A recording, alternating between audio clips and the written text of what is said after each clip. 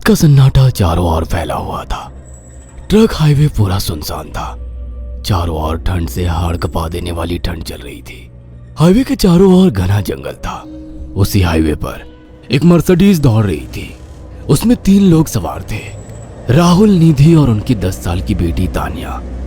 राहुल अपने दोस्त सैफ के घर ईद की पार्टी में शामिल होने के लिए गया था और पार्टी करके घर लौट रहा था। निधि ने मुस्कुराकर ड्राइव करते हुए राहुल से कहा, कुछ भी कहो राहुल, आज तो ईद की पार्टी में मजा आ गया। हाँ, मेरा दोस्त बहुत ही बिंदास और हंसी मजाक करने वाला व्यक्ति है। मैंने देखा उसके घर पर शहर की एक से एक बड़ी हस्ती थी, मगर फिर भी वो उन सबको इग्नोर करके हमें इम्पोर्टेंस दे रहा था। हाँ, देगा क्यों नहीं, आखिर मेरा दोस्त जो है।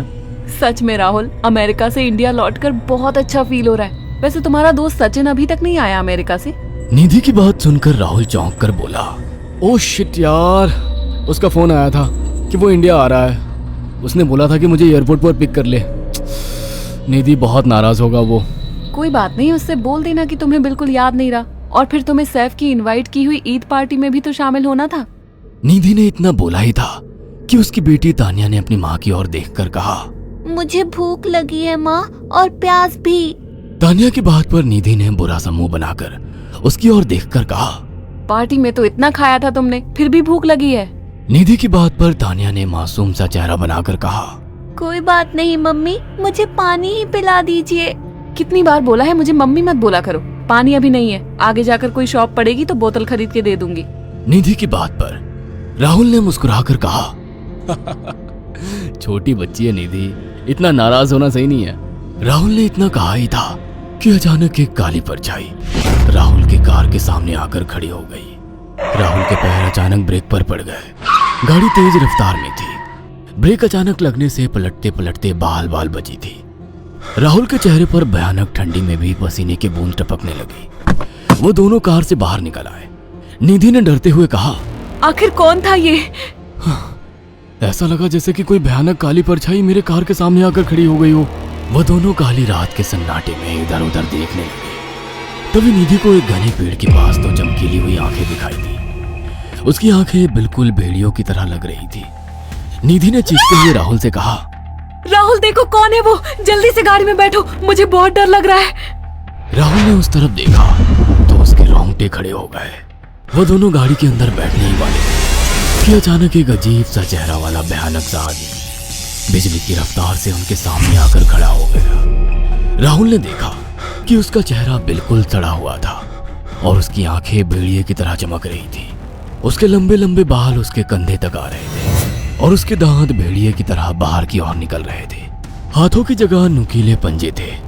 राहुल को देखकर अजीब से अंदाज में हंसने लगा, मगर जैसे ही राहुल की नजर उसके कपड़ों पर गई, राहुल की आंखें फटी की फटी रह गई। वो हकलाते हुए बोला, भाईजान, भाईजान, मुझे माफ कर दो, मुझे छोड़ दो।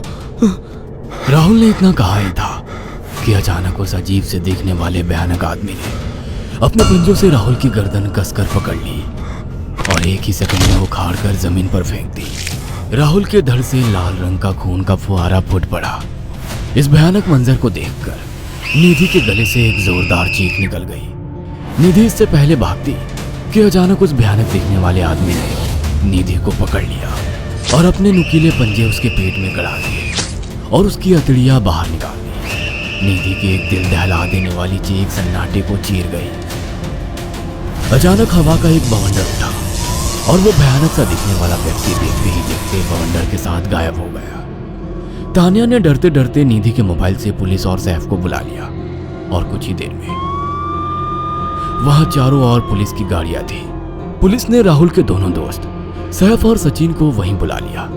इंस्पेक्टर अर्जुन ने दोनों से कहा, मैंने ऐसी हत्याएं अपने करियर में कभी पहले नहीं देखी। ये काम तो ना किसी जानवर का लगता है, ना ही किसी इंसान का। सचिन कपकपाती हुई आवाज में बोला, आप कहना क्या चाहते हैं? कुछ कह नहीं सकता। जिस किसी ने भी इन दोनों को मारा है उससे एक बात तो साबित होती है कि वो इन दोनों से हद से ज्यादा नफरत करता था। अब सारी सच्चाई तो ये बच्ची ही बता सकती है। इतना बोलकर इंस्पेक्टर अर्जुन तानिया के पास चला गया, जो बेहद डरी हुई थी। तानिया ने आंखों देखी सारी घटना इंस्पेक्टर अर्जुन को बता दी। तानिया की बात सुनकर इंस्पेक्टर अर्जुन कंफ्यूज चेहरा लेकर मोबाइल पर किसी से बात करने लगे। सचिन इंस्पेक्टर के पास आ गया और सैफ भी डरता हुआ इंस्पेक्टर अर्जुन के पास आकर बोला, क्या हुआ इंस्पेक्टर? तानिया ने क्या बताया? उसने जो बताया वो काबिल यकीन नहीं है। उसकी बात पर किसी भी तरह से यकीन नहीं किया जा सकता। फिर भी कुछ तो बताया इंस्पेक्टर। हाँ, उस बच्चे के मुताबिक एक भूत ने निधि और राहुल को बड़ी बेदर्दी से मारा है। इंस्पेक्टर की बात सुनकर दोनों बुरी तरह से चौंक गए। क्या मतलब है इस बात का? बच्ची बेहद डरी हुई है। हम आगे की तफ्तीश जारी रखेंगे। निधि और राहुल तो चले गए, अब तानिया को मैं रख लूंगा। नहीं नहीं, राहुल मेरा अच्छा दोस्त था। तानिया अब मेरे साथ रहेगी। देखिए, बच्ची के माँ बाप अब इस दुनिया में नहीं है और आप दोनों भी शादीशुदा है। मुझे नहीं लगता कि आप दोनों बच्ची की सही से देखभाल कर सकते हैं। मेरी कोई औलाद नहीं है। मैंने अपनी पत्नी को फोन कर दिया है, वो भी IPS ऑफिसर है। ये बच्ची आज से मेरे साथ रहेगी। उसका मासूम चेहरा मेरे दिल में उतर गया है। अब तुम दोनों जा सकते हो। पूछताछ के लिए मैं जब भी तुम्हें बुलाऊं तुम दोनों आ जाना। इंस्पेक्टर ने ये बात बोली ही थी कि अचानक वहां पर मौसम बदल गया। चारों ओर काली घटाएं छा गई और एक भयानक बवंडर उठा और देखते ही देखते सब पुलिस वालों